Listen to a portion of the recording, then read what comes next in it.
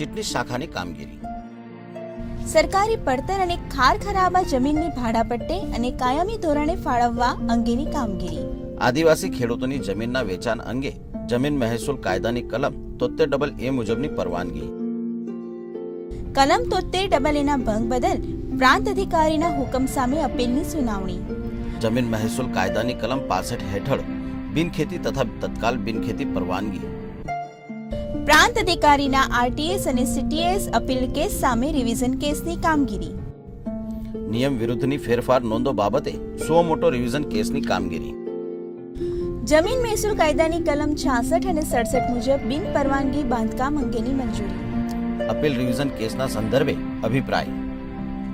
નવી અને અવિભાજ્ય તથા ચાકરિયાત જમીનની બિનખેતી હેતુફેર પરવાનગી. જમીન વિષયક ગેરરીતિ અંગે મળેલ ફરિયાદો સંદર્ભે એસઆઈટી એટલે કે જમીન તકેદારી સમિતિ હસ્તકની કામગીરી.